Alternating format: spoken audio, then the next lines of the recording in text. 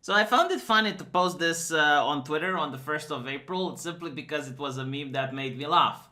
Now, a lot of people didn't find it funny. In fact, they found it to be quite outrageous. And some of them decided to violate Twitter's own terms of service policy to tell me to kill myself. Like, imagine being that triggered by something that you feel the need to risk getting your account banned from the Twitter. Like, that was insane.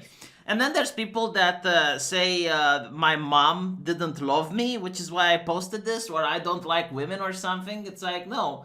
See, I draw a line at blatant anti Semitism. I don't like a movement with the pussy hat, right, that turns out to be anti-Jew. I can't support that. I'm sorry. I literally can't.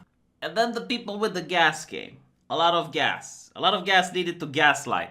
Because you got people like this gentleman. Did you ever stop to think that maybe you are wrong?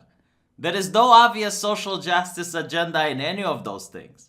This is merely fear-mongering propaganda created to justify further conflict.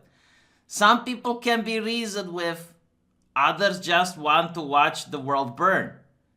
The social justice warriors can be reasoned with. Anti-social justice warriors could potentially be reasoned with, but they seem to be rather want to watch their favorite franchises burn than to save them. So in other words, it's not the restaurant that's to blame, it's the clients that are wrong. It's the paying customer that is the problem. Like, no, this is actually this guy's argument.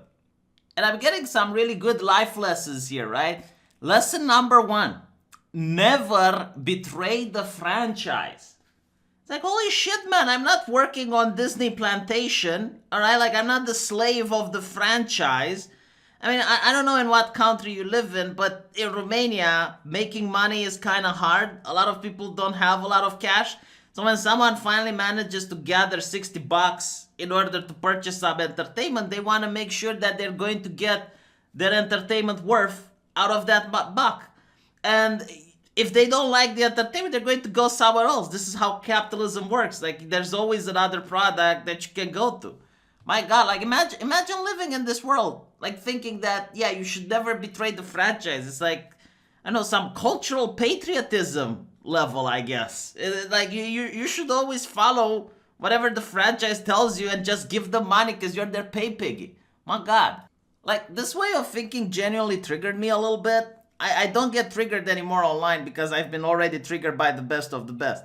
So to trigger me, you have to outdo the best person that triggered me. It's kind of hard and difficult. But this guy managed to do it. And then I decided, you know what, I'm going to call him out on his gaslighting. Because this is what, like, a lot of social justice apologists do, right? Like, they say, oh, there is no social justice here. There is no politics here. You're just crazy. So I point out, like, look, you keep gaslighting people, and I hope you don't do the same to your girlfriend. Now, at this point, this guy just went into the confession booth in order to tell me about his life that I generally don't care about. But now I do find it interesting, I gotta say. So, I use this as a, like a snarky insult, like a snarky comment. It's like, dude, I hope you don't gaslight your girlfriend the way you gaslight me. But no, he goes into my confession booth and says that he doesn't gaslight and he never had a girlfriend. Even though he wishes he could have one so that he can finally improve his lot in life. Like, okay, that's weird. Like, I genuinely did not need to know about his sexual life, but alright. But now he tells me something else which is even more interesting. He makes friends with women easy, but his primary focus is reconciling with the friend he hurt. It happened 13 years ago, and every attempt has ended in failure. To which Joe Hillary, took the words out of my mouth. Like, I was chewing the words and he just reached into my mouth and pulled the word, #reset the clock. Jesus fucking Christ, these people. I mean, look at it, okay?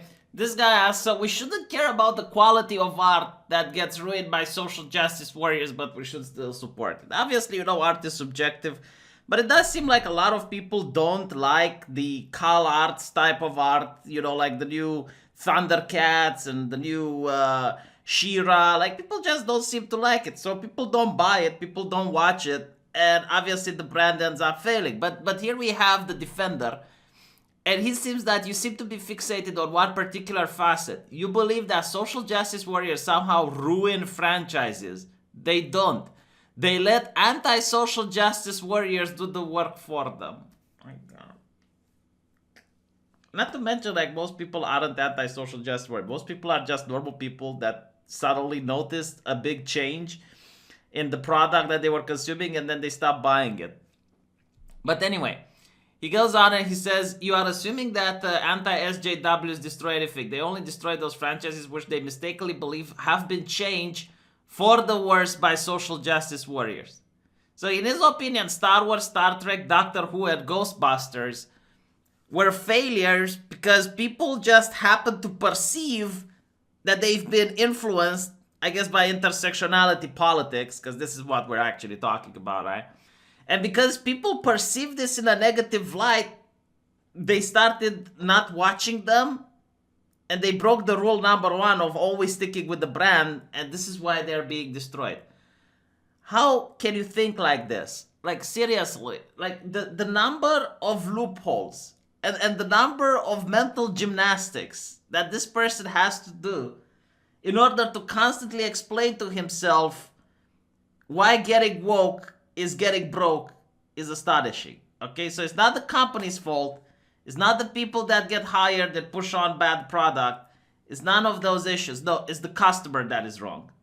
So when BioWare puts on a bad product like Mass Defect, and they're just stuffing their politics into it and they're serving it to the people on a platter and people don't want to buy that shit, that's your fault. See, you're ruining a company. You should be ashamed. You should have gone to work like a good little slave, made your hard-earned money, and then pay it to your masa. Pay it to your masa at BioWare, because rule number one, always stick with the brand. Like, here's another hot take. If you have a baker that constantly puts on a good product, and eventually more and more people gather and more people want to purchase the bread, eventually, like, the baker is going to have some brand recognition. Like, people are going to go there and purchase that because they know it's going to be good. Now, let's say the baker wants to hire someone, in order to expand.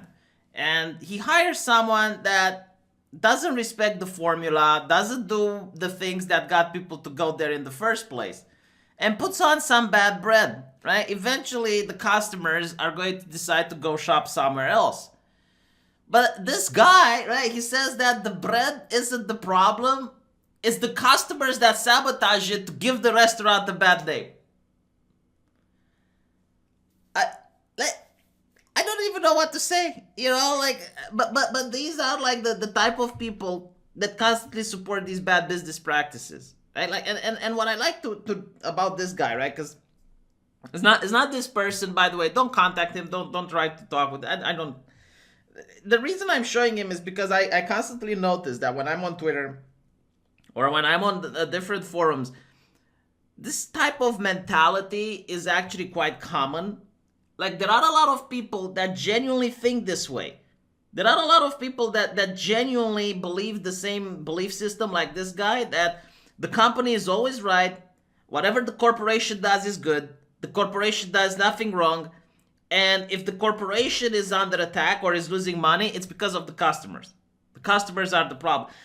Honestly, like, it's like feudalism, right? Like, the corporation, I suppose, can be viewed as the highborn, like the nobility, and the consumer are the plebs, and you as the consumer have to put a pledge of loyalty to the corporation, and you should always buy their products, no matter what. No matter what happens, you should always buy the product.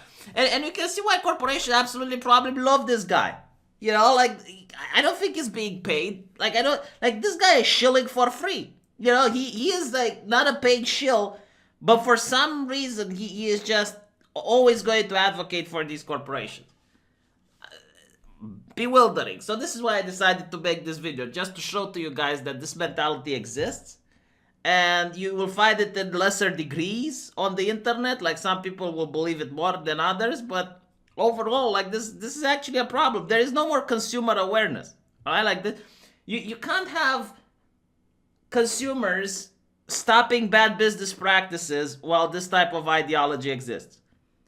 like this guy will be okay with loot boxes, with bad video games that are released on day one, with the movies that don't make any sense. Like all he cares is the brand. It's like, is it from a brand that I like? Yes, I will buy it.